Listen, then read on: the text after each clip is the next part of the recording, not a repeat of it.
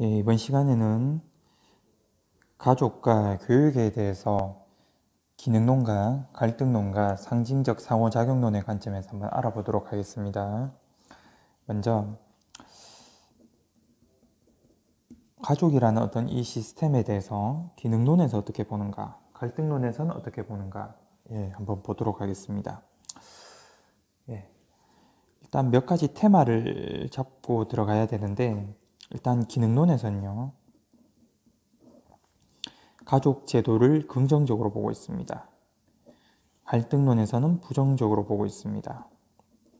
왜 그런가?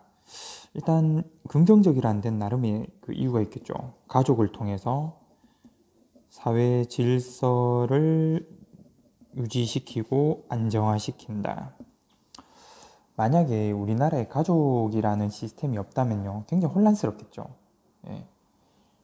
가족이 있음으로 해서 여러분들도 일정 부분 구속받는 측면도 있지만 안정이 되어 있죠. 함부로 행동하지 않죠. 그리고 그 안에 위계서열이라는 게 존재하죠.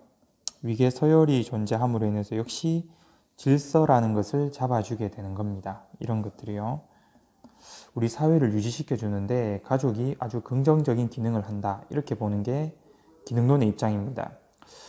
이 반면에 갈등론에서는요, 이 사회 질서를 유지한다, 안정화시킨다, 위계서열이 있다, 이 모든 게 다 뭐냐니까 지배적 위치에 있는 사람이 만들어낸 허상에 불과하다, 이렇게 보는 겁니다. 그럼 누가 지배적 위치에 있습니까? 바로 남자 또는 아버지, 이렇게 얘기하고 있습니다. 자, 그러면 몇 가지 테마를 잡고 들어가 볼게요. 가족 내에는 하는 일들이 분업화되어 있습니다. 우리가 역할 분업 또는 대표적으로 이렇게 성별 분업이라고 되어 있습니다. 또는 역할 분업. 이 성별 분업에 대해서 기능론과 갈등론 어떻게 보냐? 예를 들면 이 성별 분업이라고 하는 것은 남자가 해야 될 일과 여자가 해야 될 일은 나누어져 있다. 예를 들면 기능론에서 남자들 아무래도 육체적으로 좀 더 여자에 비해서 강인하고 활동적이다. 이런 관점에서 외부 일을 많이 한다. 그래서 경제적인 어떤 역할을 담당한다. 이렇게 볼 수 있죠.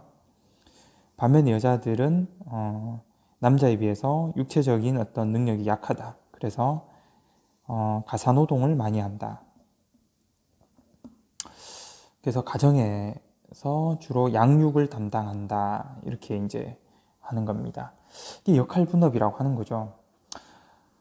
이게 옳다 그르다를 논하기에 앞서서 이 기능론에서는 역할 분업, 즉 성별 분업을 어떻게 보냐 하니까 굉장히 효율적인 시스템이다. 효율적인 시스템이다. 왜 그러냐 하니까 자기가 잘하는 것에 집중한다. 선택적 집중이라는 거죠. 미안합니다. 선택적 집중이라는 거예요. 그렇기 때문에 이렇게 본 거죠. 남자가 요리를 잘 못하는데 괜히 음식을 만들다가 음식을 망칠 바에는 음식을 잘 만드는 여자가 만들면 된다. 이렇게 보는 겁니다. 여러분들 머릿속에 지금 많은 생각이 들고 있죠. 근데 이거는 기능론의 입각에서 얘기하는 겁니다. 실제로 남자 요리를 더 잘하면 남자가 요리를 해야 되는 게 역시 성별 분업에 맞는 거죠. 근데 대개 이제 여자들이 가정일을 많이 하기 때문에 그건 당연한 일이야. 성별 분업 효율적이고 효율성에 입각하면 당연한 것이다. 이렇게 보는 겁니다. 반면에 갈등론에서는 이 성별 분업을 갖다가 아주 부정적으로 보고 있습니다. 역시 아까 얘기했던 지배적 위치에 있던 남자나 아버지가 이러한 경제력을 독점하게 되는 겁니다. 경제력을 독점하다 보니까 집에서 어떤 지위에 있어서 지위의 우위를 독점하게 되는 거죠. 아무래도 아버지가 어머니보다 위에 위치하게 되는 그런 역할을 담당하게 되는 겁니다. 그러니까 갈등론 입장에서는 이 성별 분업은 잘못된 것이다. 남자들이 의도적으로 만들어낸 것일 뿐이지 꼭 여자가 남자보다 외부 경제 활동을 못한다. 이건 아니라는 거죠. 바로 지배적 위치에 있는 사람들이 만들어낸 어떤 고정관념일 뿐이다. 그러므로 이 성별 분업 역시 비효율적이고, 그 다음에 성 역할을 갖다가 고정시켜서 하는 불평등한 시스템이다. 결론은 불평등하다 이 말이죠. 불평등한 겁니다. 잘못된 거다 이 말이죠. 예, 그렇게 볼 수 있고요. 그 다음에 아까 얘기했다시피 선생님 한 가지만 더 얘기하자면, 이런 그 가족의 어떤 기능들도 있고 뭐 성별 분업도 반대, 가족 문제는 없는가? 가족 문제. 가족 문제는 왜 발생하는가? 이제 한번 보도록 하겠습니다. 기능론의 입장에서는 가족 문제가 가족이 원래 해야 하는 가족의 기능이 약화돼서 그렇다. 그럼 가족의 기능 중에서 뭐 어떤 기능이 약화됐냐니까, 가족은 유대의 기능, 통합의 기능이라는 게 있습니다. 정서적으로 유대와 통합의 기능이 있는데 이것이 약화돼서 그렇다는 거죠.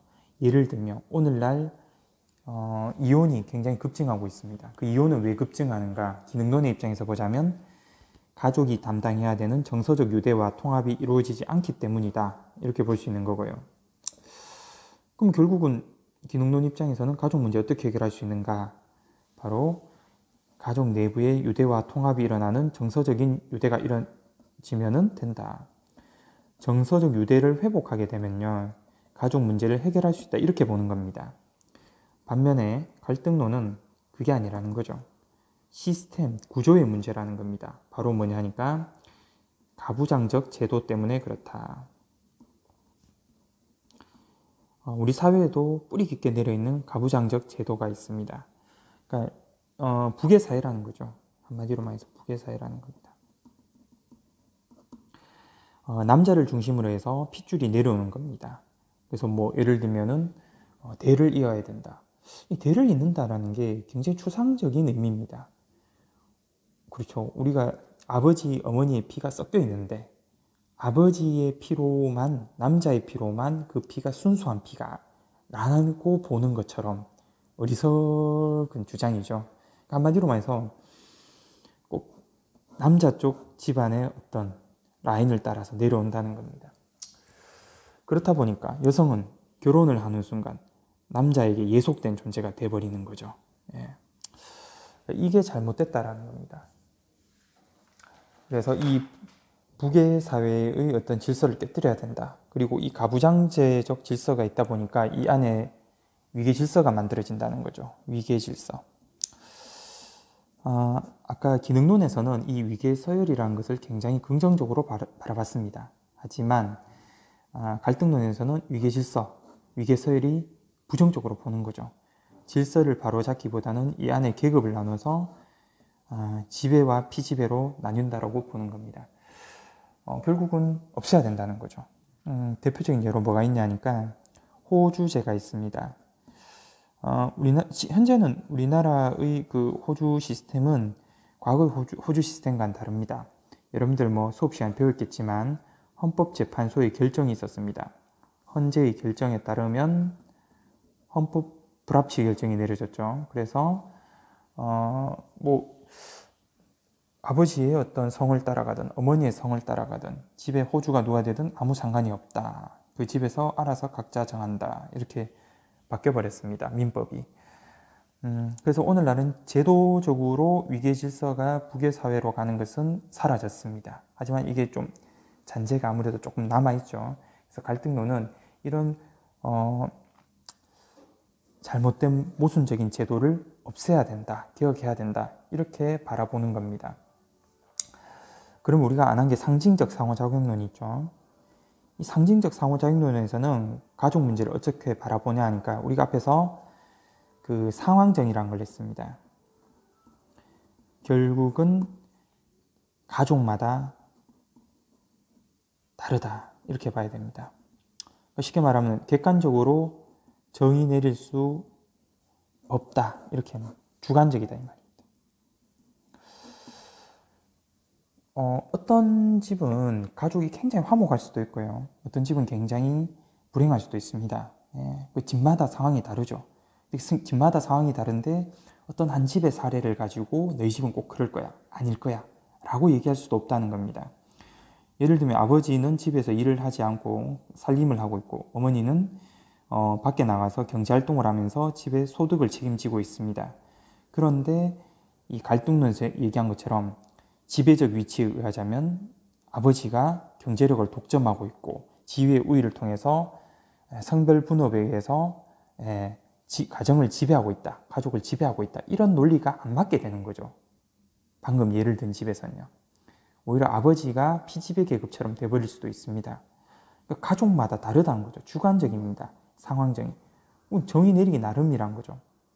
가족 문제는 어떻습니까? 상황적인. 그 가족의 상황에 따라서 역시 다르다는 거죠. 예를 들면은 가족 해체의 어떤 위기에 직면한 집도 있을 것이고 그렇지 않고 굉장히 화목한 집도 있을 것입니다. 그러니까 그 가족 내부의 상황에 따라서 다 다르게 적용해야 되는 것이지 거시적 관점처럼 일괄적으로 사회 구조적으로 어떤 문제를 끼워 맞춰서 해석해서는 안 된다라고 보는 게 상징적 상호작용론입니다. 여기까지 됐습니까? 그러면 다음 차시에서는 우리가 가족에 대해서 봤으니까 교육에 대해서 기능론과 갈등론이 어떻게 바라보는지 알아보도록 하겠습니다.